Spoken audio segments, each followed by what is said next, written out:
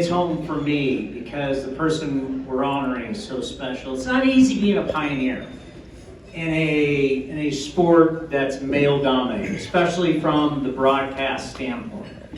And when you're a pioneer, there's going to be some bumps in the road. Then you throw on top of the situation that has been in Oakland. That I know not everybody in the South Bay understands how Warriors, Raiders, A's left, if you know all the politics from mayors to city councils to JPA. It's stuff that I'm glad that I'm finally getting out of. But it was a big, big fight for a long, long time.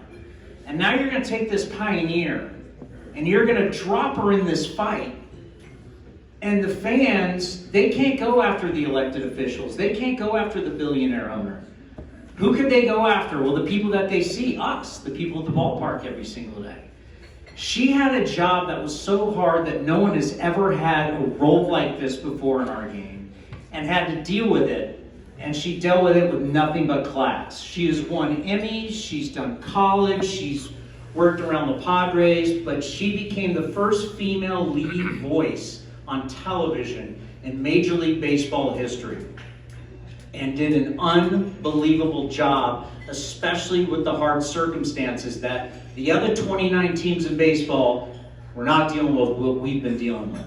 So I just want to really impress on everybody the job that Jenny Cavnar did this last year. It was absolutely incredible. So not only is she a pioneer as the first woman to be the lead play-by-play voice, but everything else that was thrown on her, she dealt with it with class. And the way she respected the fan base, the way she respected everybody, it was a big league job. So this year's Media Recognition Award, Jenny Cavnar.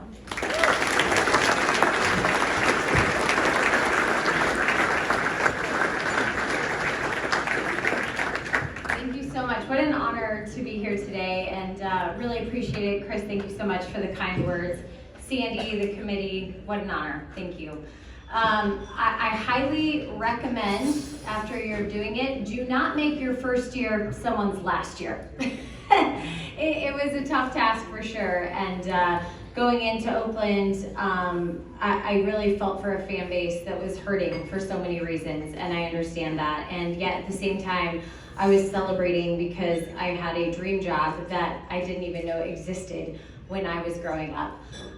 Chris said to thank your wife. I can't do that, but I can thank my mom, who's the wife of a high school baseball coach in Colorado, and I watched her for so many years endure baseball season over and over.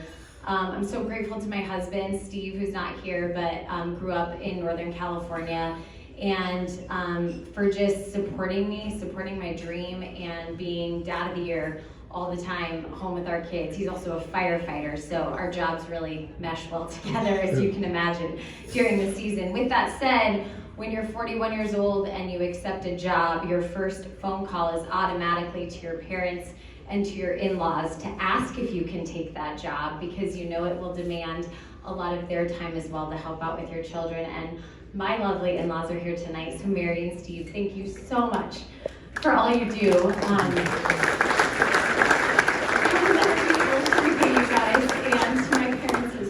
Like, raising our children is the greatest gift that you've given us. Helping us raise them is amazing. So I really, really appreciate that. I want to thank the Oakland A's and now the Athletics as we move forward. I want to thank NBC Sports California for taking a chance and really making a change in our industry. It's I will say this, there are so many wonderful women in the game of baseball, and I hope you see that now because they're more visible. There's women in uniforms. I know Listen Atkin's been honored at this event. She's amazing. We're going to see the first female umpire very soon in Major League Baseball. There are women that have been a general manager. There's women in the front office. There's scouts. But you don't have to look at the Major League level. You can just look around in this room. There are so many women supporting the game. There's so many moms and coaches, and there are little girls that desire to play the game of baseball, not softball, baseball.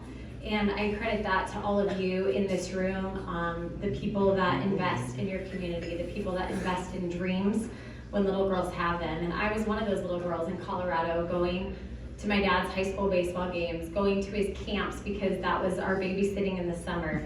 And I had the opportunity to either sit and play jump rope. We didn't have iPads or Nintendo or iPhones at that time. I could jump rope and play in the dirt, or I could pick up a glove, and I picked up a glove.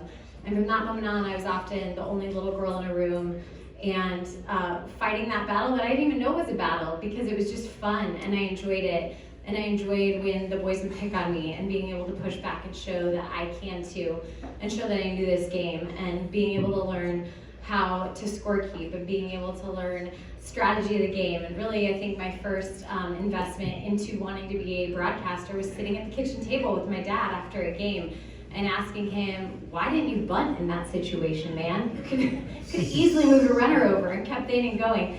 And just, again, like finding that passion and love for the game. So as I sit here and look around this room, this is a community that's so vibrant in baseball, and their love for baseball, I can tell. And thank you to all the volunteers, the coaches, the snack shack workers, the ones that make the world go round, and instilling your passion for this game in the next generation. And congratulations to all the young kids who did such a great job in playing this year, and for all your future endeavors. Thank you.